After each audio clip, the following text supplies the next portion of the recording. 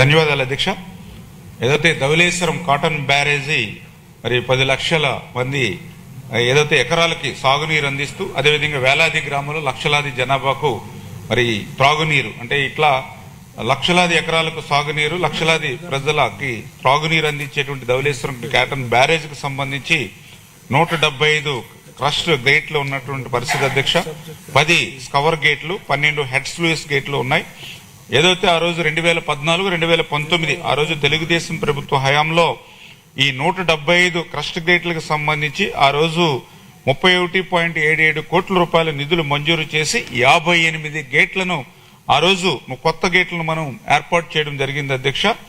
తర్వాత మళ్ళీ ఈ యొక్క ప్రభుత్వం మరి అధికారంలోకి వచ్చిన తర్వాత మళ్ళీ మిగిలినటువంటి ఈ యొక్క 117 గేట్లు అంటే 175లో 58 ఆ రోజు తెలుగుదేశం ప్రభుత్వంలో కొత్త గేట్లు పెట్టాం. మిగిలిన 117 గేట్లు అదేవిధంగా ఏదైతే 10 స్కవర్ గేట్లు, 12 హెడ్ స్లూయిస్ గేట్లు మరామతులు, అదేవిధంగా 12 హెడ్ స్లూయిస్ కింద వరుసలో ఉండేటువంటి గేట్లు కొత్తవి ఏర్పాటు చేసేటువంటి విధంగానే ఈ యొక్క ప్రభుత్వం అధికారంలోకి వచ్చిన తర్వాత ఈ 150.09 కోట్ల నిధులు మంజూరు చేసి ఈ పనుల్ని అంటే ఏదైతే మెకానికల్ రిపేర్స్ అంటే stop lock gates, scour gates కు సంబంధించి రబ్బర్ సీల్స్, శాండ్ బ్లాస్టింగ్ మరియు పెయింటింగ్, రోలర్ బేరింగ్స్, వైర్ రోపులు ఇటువంటివన్నీ కూడా ఏర్పాటు చేస్తూ అదేవిధంగా ఎలక్ట్రికల్ రిపేర్లు కూడా కేబులింగ్, వైరింగ్, కంట్రోల్ ప్యానల్స్, 102 గేట్లకు master control panels, transformers, generators ఈ రకంగా ఏదైతే ప్రమాదభరితంగా ఉన్నటువంటి యొక్క ధవళేశ్వరంకు సంబంధించినటువంటి గేట్లన్నింటినీ కూడా మళ్ళీ కొత్త గేట్లను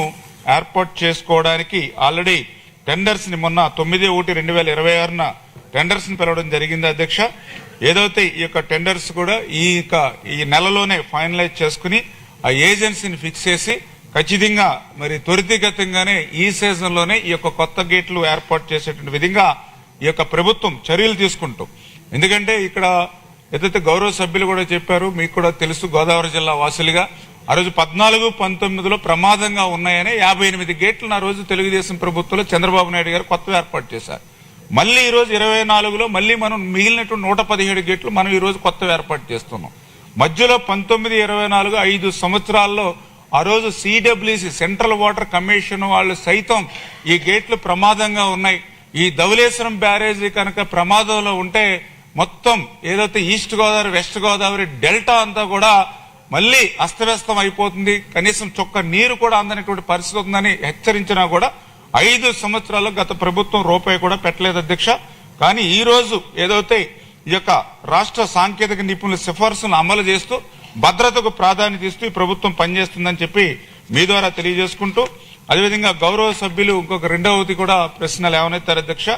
ఏదైతే గోదావరి డెల్టాకు సంబంధించి ఇక్కడ ఏదైతే షట్టర్స్ గాని లాకులు గాని ఈ వ్యవస్థ ఏదైతే ఉందో దీనికి కూడా ఏదైతే నిధులు మంజూరు చేయమని చెప్పేసి కూడా అడగడం జరిగింది అధ్యక్ష. వాస్తవం, ఎందుకంటే ఆయన ఒక్క నియోజకవర్గమే కాదు, ఈ రోజు డెల్టాలో ఉన్నటువంటి 30-34 నియోజకవర్గాలు ఏదైతే ఉన్నాయో ఇది మొదటి పంట మరి ఈ యొక్క డ్రైనేజ్ సమస్య వల్ల మొదటి పంట నష్టపోతూ ఉన్నటువంటి పరిస్థితి, రెండవ పంటకి నీరు శివారు ప్రాంతాలకు అంతగా నష్టపోతున్నాం.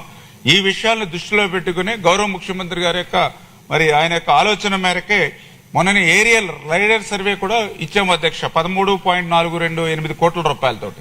అంటే ఏదైతే ఈ యొక్క ఏరియల్ లైడర్ సర్వే చేస్తే మనకి డిపిఆర్ తయారు చేస్తారో డిపిఆర్ తయారైతే మొత్తం డెల్టాకు సంబంధించినటువంటి ఏదైతే ఎంత ఎస్టిమేషన్ వస్తే దాని ప్రకారం డెల్టా మోడరేషన్ కింద పనులు చేపట్టాలని భవిష్యత్తులని కూడా నిర్ణయం తీసుకున్నాం అధ్యక్ష. అదేవిధంగా మూడవ ప్రశ్న ఏదైతే ఈ యొక్క నీటి ప్రవాహం అంటే ఏదైతే కెనాల్స్ లో శివారు ప్రాంతాలకి కొంచెం వాటర్ కేర్ సిటీ ఉందని గౌరవ సభ్యులు చెప్పారు అధ్యక్ష. మేము కూడా నిన్ననే రివ్యూ చేసి ఇప్పుడు ఏదైతే గోదావరిలో అంటే ఈస్టర్న్ డెల్టాకి 2200, సెంట్రల్ డెల్టాకి 1500, వెస్టర్న్ డెల్టాకి 4000 మొత్తం 7800 క్యూసెక్ నీరు రిలీజ్ చేస్తున్నారు అధ్యక్ష. దీనిని 9000 నుంచి 10,000 దాకా పెంచమని చెప్పేసి కూడా వాళ్ళకి ఆదేశాలు ఇచ్చాము అధ్యక్ష. ఖచ్చితంగా శివారు ప్రాంతాలకి వాటర్ తీసుకెళ్లి ఆఖరి ఎకరం వరకు కూడా నీరు అందించేటువంటి బాధ్యత తీసుకుంటాం అధ్యక్ష.